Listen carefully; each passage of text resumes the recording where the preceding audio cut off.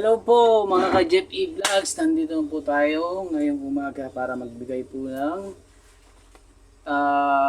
tips o payo sa mga bago lang po sa construction. Kung gusto niyo po mag-apply dito sa construction sa mga planta, ay bigyan po kayo ng kaunting idea para naman pagpunta niyo sa mga interview, sa mga agency, sa mga kumpanya nasa Pilipinas, ay may alam kayo at may mga idea kayo, no? Usually kasi siyempre yung ibang tao sa Pilipinas, halimbawa, hindi naman nag-apply sa Pipeter pero hindi nila kung ano talaga ang Pipeter, di ba? Kaya yun, may makasamaan din ako gusto mag-apply kaya in-upload ko itong video na to para ma-aware sila at alam nila yung yung tinatrabaho nila, no? Kasi usually sa manufacturing sila kaya in-upload ko to para magkaroon sila ng konting idea kung ano talaga ang trabaho bilang isang pipe fitter, no? Sige, mag-umpisa na tayo, no? Pero bagong lahat, no, mag-subscribe muna sa aking channel na Jeff E. Vlogs, okay? Ang unang natin ay ano talaga ang pipe fitter, no?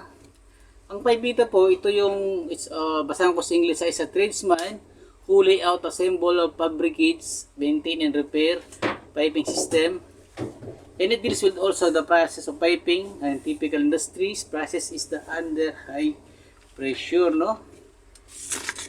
Bale, ito po yung taong may kaalaman para sa pag-assemble ng mga tubo, mag-fabricate, mag-maintain o mag-repair sa ating piping system.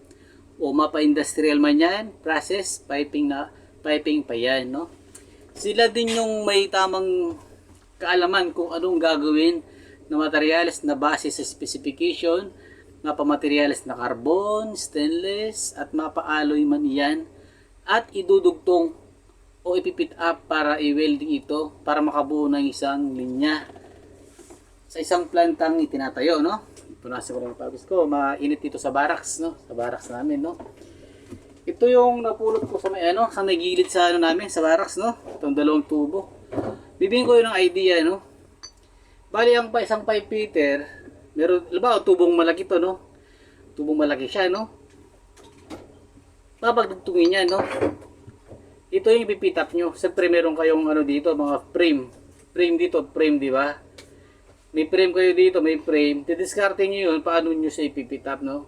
Kailangan yung, kung makikita nyo to, naka-bevel siya, no? Putulin ng buo, tapos grinding sa gilid, dyan. Tapos dito meron kayo requirements dito. Kailangan nasa 37.5 degree yan, no? Para kapag dinugtong na o pinit up na, yung kasi trabaho nyo, no, pipe fitter, if-pit up nyo to, no? Base sa specification na hinihingi ng standard, no?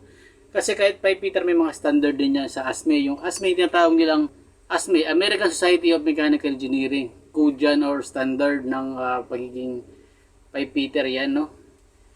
I-bevel mo yan, bevel mo sabihin, grindingin mo siya dito ng 37.5 degree. Pag makuha yun, ma-achieve mo yun, idudugtong mo siyang ganyan. Tapos, kapag napitap at siyempre may QC pa ang titignan, no? Titignan nila yung requirements ng gap nito, kung pasok sa Tapos, kapag okay na sa QC, tsaka we-weldingin yan, no? We-weldingin na yung buo na yan hanggang sa makabuo tayo ng isang planta, no? Ngayon, ano naman ang pipe, no? Ano ibig sabihin ng pipe, no? Ang pipe kasi, ang niya talaga is a hollow tubular body used to transport solid, liquid, or gas, no? Ito yung pabilog. Ito yun, no? Ito yung pabilog at pahaba na ginagamit upang padala ng liquid o anumang produkto sa planta para makabuo ng isang plantang or line or mga pipeline para yung isang planta makabuo ng isang produkto. O halimbawa, usually yung mga product ng mga planta dito ay mga crudo, yan. Kaya ganyan yung pipe, no? Pipe, sabihin ng pipe ay hollow tubular body used to transport solid, liquid, or gas, no?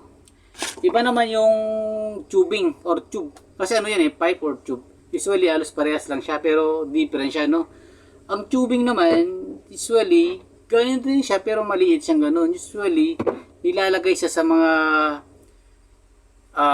mga instrument, halimbawa yung mga control valve yan, para mag-measure ng mga init ng or high temperature o yung pressure. Yun yung tubing na tinatawag nila, no? Tapos ito yung ano niya, ito yung description niya, a hollow product and of round of any other cross section used to convey fluid, yun nga, no, at elevated temperature and pressure both, and are suitable subject of heat application. Yun nga yung sinasabi natin, no? Tapos, pipe fitting, the occupation of installing of or repairing piping system that convey liquid gas and occasionally solid materials. These works involve selecting and preparing jointing together with various materials means the location repair the leak, no? Tuguluhin ko ha. Ito yung trabaho ng isang pipe fitter na magkabit o mag-repair. Halimbawa, no, sa isang repair sa isang ganyan, mga line na sa tubo, mga pipeline na gano'n, ay may nag-leak. Usually, si-shutdown niya, no, tapos i-repair, may nag-leak. Usually, kakatayin niya, no, puputulin at maglalagay ng bagong linya. Halimbawa ito, bago yan, di ba? Naka-welding na yan, means, no? Tapos, sa kalumaan ng planta, papalitan tubo na to, no? Aalisin niya at papalitan ng buo, no? Yun yun, no? Tapos, ulitin ko, ito yung trabaho ng pipe fitter na magkabit o mag-repair ng tubo na may umaago sa tubig o gas, minsan mga solid na materials kasama din ang trabaho ng sa pipe fitter na magdugtong ng tubo, ito ang magdugtong, no? Mag-repair ng leak sa may linyang tubo. At usually, siyempre, kapag nag-repair ka ng leak sa planta, ibig sabihin, delikado, buhay, hindi. Kasi dito sa abroad, kapag may mga shutdown, usually patay na lahat ng mga mga makina, mga kaya safe siya. Kaya pag ginatay mo siya, safe na siya sa baka tao. Kasi dito kasi sa abroad, pa rin yan safe pa rin ng mga tao yung talagang concern diyan, no? Tapos, okay, definition of terms po tayo, ha. Nominal pipe size, ito yung NPS. Usually describe a commercially available pipe size by name, no? Ito yung karaniwang yung ginagawa sa manufacturing plant, no? Na may usually mga sukat. Kaya sa merkado, ganun, available yun. Kaya isa sa NPS or nominal pipe size yung may karaniwang available sa mga merkado. Usually kasi dito sa abroad, nag-order pa lang sila sa iba-ibang bansa, mga Bahrain, mga Kuwait, or mga even Dubai, para transport dito sa Saudi. Yun ang NPS. Ang NPS sabihin, meron na siya talagang commercial standard na available base sa mga sizes na kailangan ng design o sa design ng planta, gano'n, di ba? Yun yung tawag nilang NPS, no? Baka kasi kayo, sa exam, ano ang NPS? Ang NPS yung nominal pipe size. So, ito yung mga available na sizes na nakapabrigate na o-order mo na lang mula sa merkado. Example, sa Bahrain, sa Kuwait, sa Dubai, o minsan nga sa Russia, ino-order, tinatransport mula, yun nga, papunta dito sa Saudi Arabia, no? Tapos, inside diameter or ID, no? Alam ko, nandyan din sa exam yan, ID, gano'n, no? Ang ibig sabihin ng ID, yung inside diameter, no? Inside diameter, no? Ito ang tubo. Napulot ko to dito sa namin, ng kampo namin, no? Ang inside diameter, ito yung sa loob, inside diameter, ito yung sa loob, no? Ito yung diametro sa loob. Yun yung tatawag lang inside diameter, no? Tapos, meron din tayong tatawag na outside diameter. The actual outside diameter of measure. Ito yung sa labas, no? Ito na yung sukat sa labas. Ito yung tatawag na outside diameter, no? Tapos, next, coupling, no? Coupling. A coupling is sleeve used for connecting pipes. Ito yung pagkonekta, no? Halimbawa, usually yung mga coupling sa mga 3D, mga maliliit na mga tubo, no? Usually yung mga 3D dyan, no? Halimbawa ito, kung hindi weldingin nito, kasi usually butt weld, sabihin, pagdudugtungin mo lang to, no? Ang coupling naman, meron pang, wala sa tayong example ng coupling.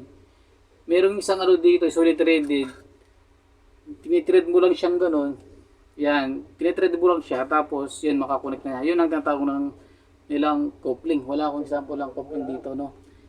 Dalaw. Yan. Tapos, next item is fittings, no? Baka ano kayo, ano ba ang fittings, no? Kasi misa na sa examen, fittings, no? Ito yung permit a change in direction in size of piping, no? Ito yung kinakabit natin para ibahin natin yung direksyon ng isang sistema ng linya. Depende sa design ng drawing o sa design ng isang planta. Yun ang fittings. Usually, alam mo, isang buong linya yun, di ba? Buong linya. Tapos, when yung linya, halimbawa, ganyan siya, di ba? Yan, ganyan, no? Buo siyang ganyan. Tapos, ang fittings, pwede siyang elbow. Maglalagay ka ng elbow dito para mag-change ng direction. Kaya T, mayroong pababa dito. Yun ang tinatawag na fittings. Ang fittings, usually, general yung fittings na sinasabi, mga elbow, mga coupling, mga flange, lahat yan, mga fittings yung considered as a fittings, no? O anything na nakatat sa tubo, consider, or anything na nakakabit sa tubo, considered as a fittings yun, no? Baka makasama sa interview yun, no? What is fittings? O sa written exam, what is fittings? At least alam nyo, no? Ang fittings, ito yung naka-attach sa tubo o nakakabit sa tubo. Pwede itong elbow na kaganon para mag-change siya ng direction. Kaya T na ganon, no? Yun ang fittings, no? Tandaan natin, fittings, baka may tanong sa mga exam yan, no? Bulbs, ito yung ano na, yung barbula, no? Siguro nakakita na kayo mga barbula. Wala yung example dito ng mga barbula kasi nasa barracks tayo. Wala tayo sa planta. Planta, marami mga barbula na ano, no? Usually makikita niyo mga barbula yung mga halimbawa sa ano, sa mga pump sa bahay-bahay natin, di ba? Yung mga water pump, di ba? Tapos yung may outlet, may barbula. Yung barbula, yung hinihigpitan mo, halimbawa, yung nagkaroon ng emergency, papatayin mo, ihigpitan mo yung barbula para ma-maintain mo yung flow ng tubig o kahit mga pressure man yan, no? Yun ang barbula. Yun ang simpleng ano ng barbula or valves, no? Okay, nipple, no? Ang definition ng nipple ay is a short length of pipe varying for 4 to 12 inches, no? Nipple, no? Ang nipple, ito yung maliit, no? Maliit na tubo. Halimbawa, sa isang linyang tubong ganyan, no?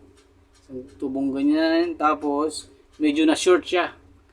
Kailangan mo nang magputol para idugtong. Yun ang usually tinatawag nating nipple, no? Para, or pop piece. Commonly used kasi dito sa abroad sa mga construction, tawag nila pop piece, no? Nipple kasi usually nasa 100 lang yan. Or, ba ano lang to, mga 3/4 dos, threaded siya dito, tapos threaded. Usually yun yung considered as a nipple, no? Anything na maliit na kinakabit, poppies or nipple, considered siya ng nipple, no? Nipple or usually kasi kapag nipple kasi fittings na siya, no? Fittings na siya na kinakabit sa ano kapag na-short yung tubo, no? O na-short yung linya. Siyempre, kapag na-short, di mo naman pwede siyang patakin kung di magdagdag ka para yung ano niya pa rin, yung level niya pa rin nandun pa rin siya, no? Yung natawag na rin nipple, no? Okay, next, pipe schedule. Ito yung classification ng kapal ng isang tubo o nipis, no? Or a classification of assigned to designated the wall thickness of pipe, no? Ito yung tinatawag na schedule, ito yung nipis or yung thickness ng isang tubo. Usually, dito kasi sa abroad or sa standard, nasa schedule 10S, schedule 40, schedule standard, schedule 80, schedule 160, schedule double X. Nandun yun sa mga ano, sa specification. May mga table dun, hindi naman kayo maliligaw eh. No? May mga table ng mga ano na yan, schedule na yan, no? Kasi usually ginagamit ang schedule, nasa design din yan kung anong. Kasi halimbawa, high pressure siya, high pressure na papasok sa tubo. Kung malit na thickness ang kailangan, baka sasabog yan, no? Kaya meron siyang tinatawag na schedule para ma-specify kung anong kapal ng tubo ang fit dun sa design ng isang ating piping, no? Tapos, pagkatapos naman, papasok yung hydrostatic test, no? Halimbawa, nakabuo tayo isang linya, no? Nakabuo lang gano'n, nakabuo na. Tetestingin yun.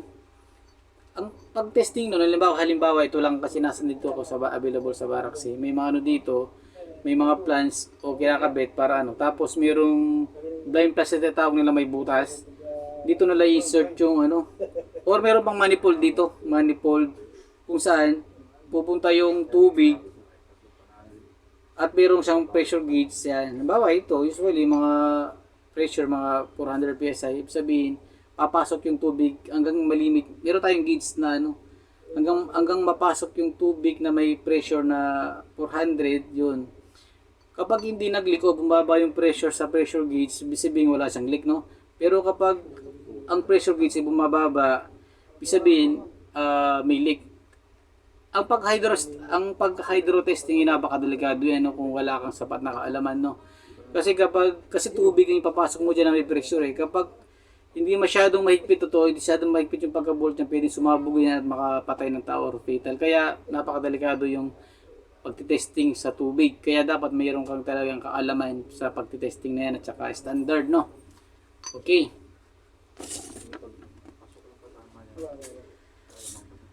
Ang next term is header. Ano ba yung header? Ang header, ito yung tubo, no? Ito yung tubo. Halimbawa, meron akong ano dito. Laks tayo mga example na ano, no? Ito na lang, no? Ito na lang, mahaba itong tubo, no? Header usually, dito nakabit yung mga branches. Yun yung mga kabit sa mga branches para sa ibang direction ng fluid o flow, no? Yan. Okay, hot tapping. Itong hot tapping, ito yung usually kapag hot tapping kasi, header ito, diba, live ito, no? Live. Pero siyang device, o kahit hindi mo patayin yung meron silang kinakabit ditong mga barbula, o tinatawag na lang makapagkabit ka dito, na hindi pinapatay yung linya ng planta. Yun yung tinatawag ng hot tapping, no? Tapos yung panghuli, yung nozzle. Yung nozzle, ito yung mismong connection na sa mga vessel, sa mga drums, kung saan ikakabit natin yung ating tubo. Halimbawa ito, vessel to, mga equipment ito yung mismong plans. Ito na yung ginagawa nating linya, yun yung kinakabit na. Yun yung mismong nozzle ng mga device, mga drum, mga ganun, no. Okay po, hanggang doon na lang muna ang ating i-discuss to. Ngayon, continue lang po yung itong video na to para at least pag may interview kayo sa mga mga agency na ganun, meron kayong idea, no. Usually yun lang yung naman yung kailangan natin para makapasa tayo sa no. Okay sana yung kapag may mga experience na paano kapag walang experience na gustong pumasok sa pipe fitter, no? Walang experience, walang alam sa mga ganyan. Siyempre, kailangan nyo itong video na to. Panoorin nyo mula umpisa, at least pag maitanong kayo, at least meron kayong maisasagot, no? Yan, no? Okay, tapos sa palang dagdag, ang pipe fitter, kailangan, kinakabit mo yan, usually sa bahay, no? Kung nagkakabit ka, okay lang yan. Kung hindi siya, pero meron tayo tinatawag na level gauge. Yung gauge na kailangan, talaga ito. Level lalo talaga, at saka nakaplan talaga, hindi siya nakaganon, yan.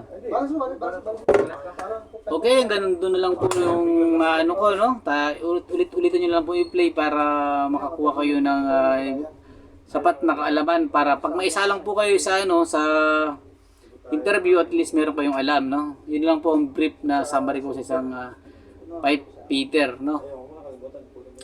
Sige po, hanggang dito na lang po ang aking video, no? Kung hindi pa po kayo nakasubscribe sa aking channel na Jeff E. Vlogs, ay mag-subscribe na po. Maraming salamat. Bye.